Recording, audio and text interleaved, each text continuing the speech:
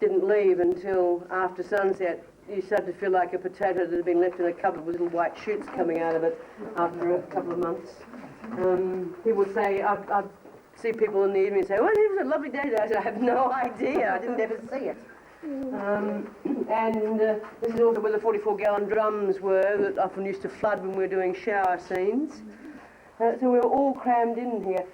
And not the whole tunnel either, to about where you are standing now, to down to there. Because one stage we had another show at the other end, down here, called Carson's Law, which was being shot here as well. I don't know if Carson's Law ever got to England, did it? About a legal firm set at the turn of the century.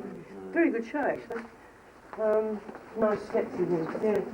All right. By the time Myra actually came into the show for the 18 months that I was in it, we were in the other green room. Yeah.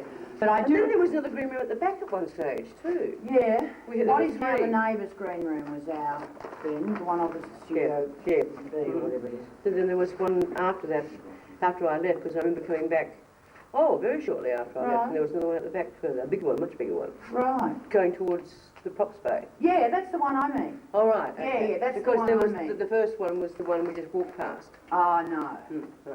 Yeah, no, I remember that one, but this one was when I was in guesting very early on. Right. And then by the time Myra killed her husband, we were in the other green room.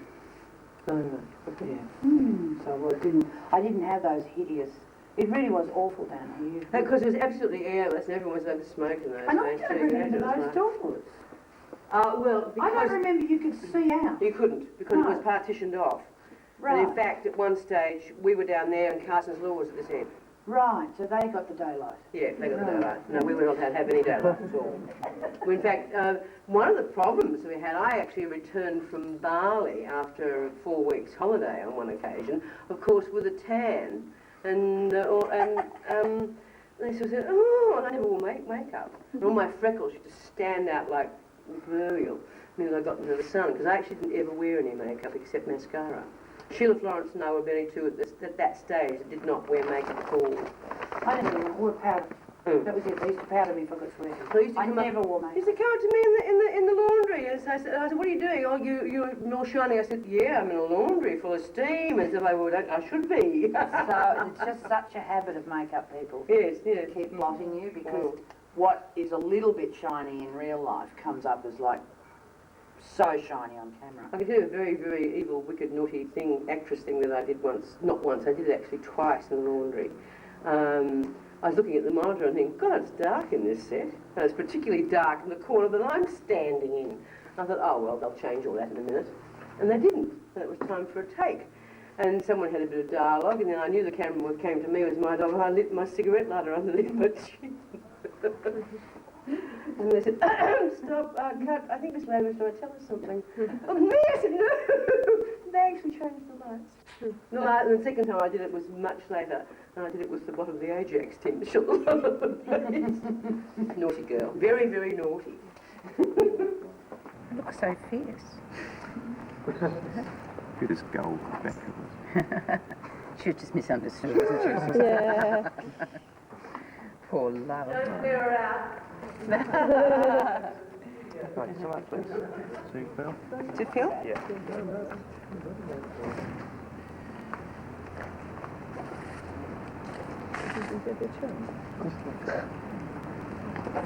I better get back to work. I'll be in trouble. It's all very well remembering prisoner, but I have to do neighbours now. Hello.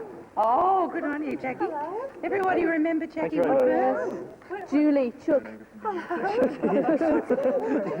these people were all at the At the do. With the 21 bricks that have come Val over. Lane's brought them over today to have a look. And I just got a present. And guess what? We were at drama school together. So there. Except she was a year behind me, so she's not quite as good as me. I'm trying to catch up, but I never will. Story of his life, misunderstood. She got one of the... 35 grand, mate. Oh, good on you. And everyone had a ball. Oh, great. Good stuff. I've got you, Rita, next to him. No problem. I think that was a bit before your time in prisoner, actually. Yeah. One down here. Yes, please, yeah. Your name? Steve, yeah. Now, who, these me pen. Oh, sorry, yeah, Del. It's all right, darling. You take that one. No, actually, that one's a better pen. I'll just finish You this keep off and doing then I'll do that. That's not. I've just drunk someone else's Yeah, coke. mine. Oh, okay. I'll probably die. They don't mind having your lips on their bottom. Your name? John. Are you right? You're not. Yeah, no, it's my lunch break. Oh, good on you, darling. Something in the air. Is it? Yeah. Oh, I didn't see him on There's actually 3 of us in that. Frank Holden, who sang the last 3 rock and roll numbers. He's in something in there. He plays the publican. And your husband in that is Frank Barrett. Ray Barrett. Ray Barrett. Yep. He was in the Troubleshooters. Oh, he's a huge My star. husband Yeah. loved that. I've got to tell him that I saw him in. That was Ray Lindsay, who he was our.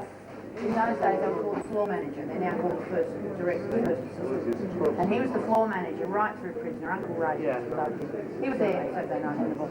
And he was the one that found the truncheon and the cabinet and the thing, because most of it's gone. When Global Television took over here, they brought in the big trucks and they just put everything on the trucks and it went to the tip. It all went to the tip. What a waste. Including the Wentworth detention sign, stuff like that. And there were a few of those uniforms. It was only because Eileen O'Shea, the publicist, came out and stole them. The rest, we don't know where they are. And so he actually last week got one of his crew members to crawl around in the roof here. He said, I know there's got to be. And that's when they found the cabinet and the mirror unit and the truncheon. And the little, there was some tags. Did anyone see those? This is Ray Lindsay. And he got to work this morning and the bottle of port was in the back of the car. He meant to bring it for the auction, so it's thank you. No, he didn't know anything about it really. I mean, he knew from an archivist's point of view. But he wasn't a prisoner watcher. Well, he came along last night, Saturday night. He had the best time. He said to Monica Moore, and he's a man in his 70s and he's seen a lot of theatre, a lot of magic moments. And he said, I don't think any of you realised how theatrically magic that moment was. It was the most magical. When that screen went up. Was that caught on film or on That picture? was unbelievable. It was when everyone just cheered. It was just such an atmosphere. Oh, for us too. It was so moving And for us. he's got such a lovely voice, that chap. Isn't it? Yes, he's the writer. Isn't it a beautiful voice? He reminds me, what's that English guy who wrote Streets of London? Let me tell you so. Ralph McTell. He reminds me of Ralph McTell in a bit, that voice. Oh, lovely voice. He had a ball. But when that screen went up and I recognised all the people there, I just filled up. I wanted to cry. Well, as I said, if the roof had fallen in, there would not be any television in Australia at the moment, because I think every television show on air at the moment was represented on that stage. Yes, yeah. You know, there was All Saints, Neighbours, Home and Away, Something in the Air, Sea Change, Blue Healers,